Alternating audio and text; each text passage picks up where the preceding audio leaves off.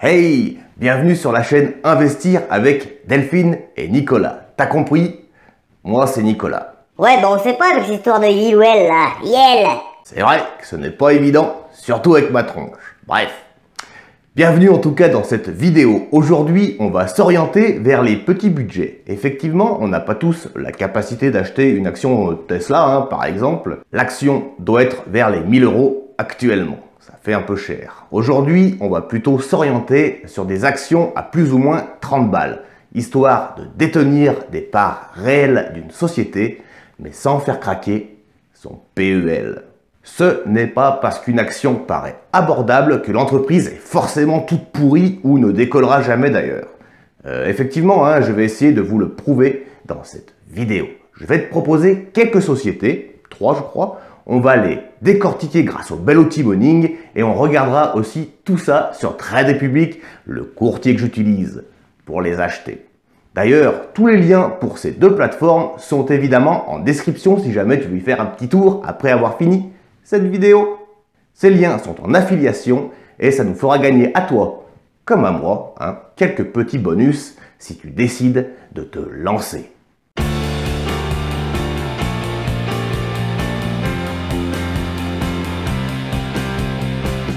Hey, c'est la première vidéo de l'année, non? Alors je vous souhaite à tous une bonne année 2022.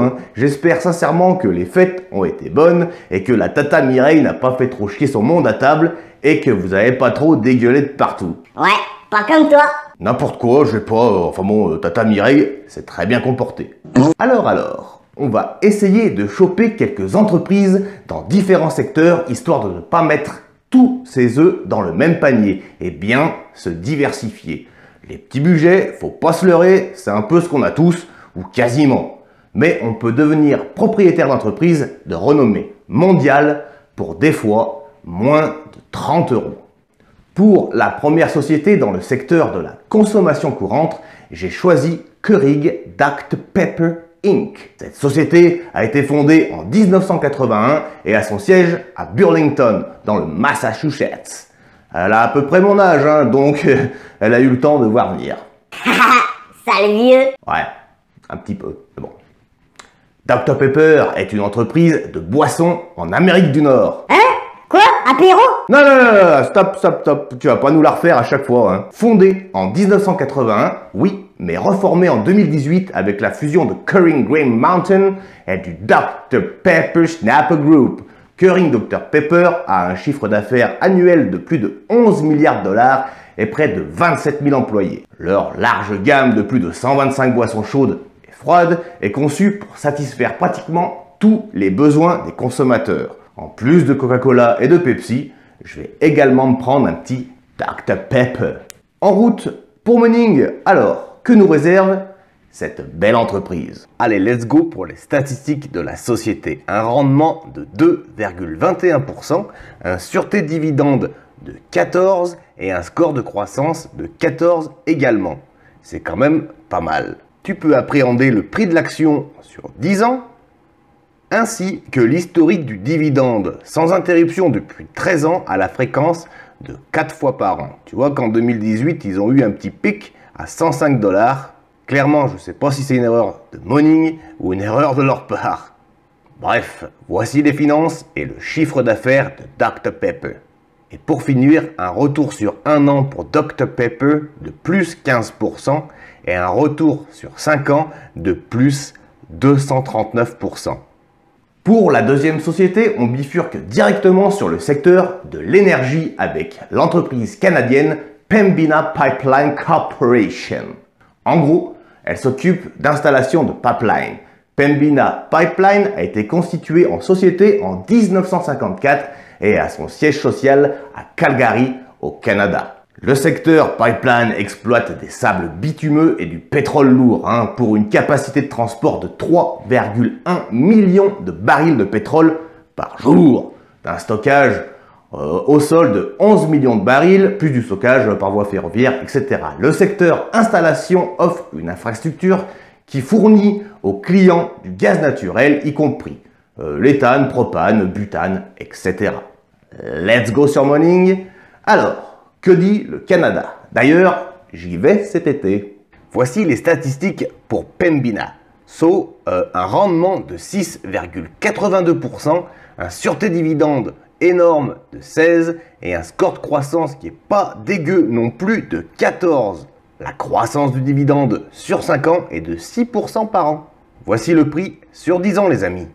Ainsi que l'historique du dividende sans interruption depuis 11 ans à la fréquence de 12 fois par an. Tous les mois, ça paye. Les finances et le chiffre d'affaires qui fait plutôt des vagues. Et la comparaison des performances. Sur un an, Pembina a fait plus 18% alors que le S&P 500 par exemple a fait plus 25% et un retour sur 5 ans de 32% quand le S&P 500 a fait 108%. Et enfin, pour la troisième société, je peux te proposer Vici. Celle-là, c'est pour ton CTO orienté IMO. J'ai déjà parlé de Vici sur cette chaîne. D'ailleurs, je te mets la fiche en vidéo. Juste au-dessus, tu pourras y cliquer dans quelques minutes. En gros, Vici, c'est dans l'immobilier. La société détient quelques casinos sur le strip de Las Vegas, par exemple. J'ai déjà 40 actions de Vici. Je vais peut-être pas abuser aujourd'hui en reprenant, mais je tenais à la mettre dans le classement quand même. On les a déjà vues, mais voici les statistiques sur Morning. Et c'est parti pour Vici et ses statistiques. Un rendement qui est franchement pas mal de 5,18%. Un sûreté dividende tout juste de 10 et un score de croissance de 17. Au niveau du prix sur 10 ans, voilà ce que ça donne. Ainsi que l'historique du dividende, tout neuf d'ailleurs, sans interruption depuis 3 ans à la fréquence de 4 fois par an. Let's go avec les finances et le chiffre d'affaires, en continuelle hausse. Et voici la comparaison des performances avec un retour sur un an de 10%, quand le S&P 500 fait 25%. Maintenant, on est parti, si tu le veux bien, sur mon broker préféré pour acheter une action ou deux des entreprises qu'on vient de voir, histoire de compléter un peu le théorique. Allez, c'est parti mon kiki. Depuis le début, tu peux voir mon CTO évolue à 8,81%. Je suis plutôt satisfait. Ce CTO n'a pas encore un an, mais bon, finalement, j'ai pas trop fait de choix, trop pourri. Alors, ce qui nous intéresse aujourd'hui, c'est Keurig Dr Pepper. Alors, il est là. Que nous dit l'avis des analystes? 18 analystes ont donné leurs estimations à 56% acheter et à 44% de conserver. Aucun n'a dit de vendre. Eh bien, ça tombe bien, amigo. Moi, je vais acheter. Et je vais acheter 2 actions. L'action est à 30,55 €. Alors, on clique sur le bouton acheter en vert. On rentre 2 actions. Et il suffit de valider. On valide et on achète maintenant. N'oublions pas l'euro de frais, amigo.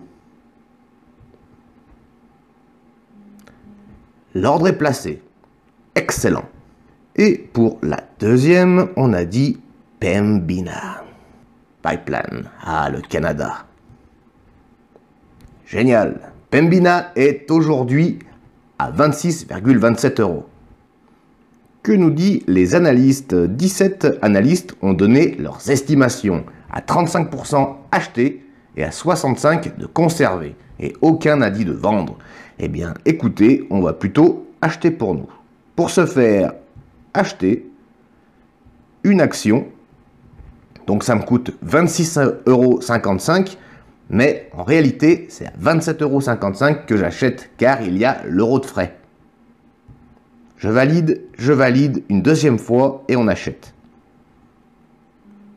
Bien, l'ordre est placé. Excellent, super simple. Voilà, et concernant Vici, je te l'ai dit tout à l'heure, mais je ne vais pas acheter parce que j'ai déjà 40 actions. Faut peut-être pas déconner avec l'immobilier, mon Nico. Voilà les gars, on va finir par l'actualisation de mon CTO. Bien, voyons comment ça se présente. Alors, la valeur totale de mon portefeuille est actuellement de 8 946 au petit matin. Mon total de dividendes annuels s'envole maintenant à 328 € par an. J'ai un rendement total sur mes dividendes de 3,67% et un rendement sur montant investi de 4,3%. Au niveau de la sûreté des dividendes, on est dans le très sûr à 22%, à 42% dans le sûr et 31% quand même dans le borderline. Même si mon CTO est orienté dividende, tu peux voir que mon potentiel de croissance n'est pas dégueulasse non plus, avec un fort potentiel à 11% et un bon potentiel à 51%. En gros, voilà ce que je peux te proposer aujourd'hui pour faire grossir ton patrimoine boursier tout en étant relativement safe. Les petits budgets, il ne faut pas en avoir honte. Et non, la bourse n'est pas que réservée aux riches et même en y éjectant un tout petit capital, mais régulièrement, on peut se constituer une belle rente pour la fin de nos vies. D'ailleurs, il y a bien qu'en France que je sois obligé de le répéter. Vous savez, par exemple, aux USA, beaucoup de civils lambda ont un compte ouvert pour la bourse, il n'y a pas de souci. J'imagine que là-bas, la retraite et les avantages sociaux sont loin d'être aussi développés qu'en France. En gros, c'est aux citoyens de se construire leur retraite. En tout cas, je m'explique cet écart comme ça. N'hésite pas à me dire en commentaire d'ailleurs ce que tu en penses. Cette vidéo est, ma foi, quasiment finie. Tu connais la rengaine, je te propose pour commencer Trade Republic comme broker et Morning pour bien visualiser tes investissements ainsi que poser les questions que tu souhaites. Avoir sous le coude des investisseurs du monde entier regroupés sur un seul forum est quand même un sacré avantage, vous en conviendrez. Je te laisse t'abonner si cette vidéo t'a plu. Ton abonnement me booste à fond et c'est un sacré coup de pouce pour enfin débloquer cette satanée YouTube Money. Je vous dis à la prochaine, c'était Nicolas de la chaîne Investir. Allez, ciao!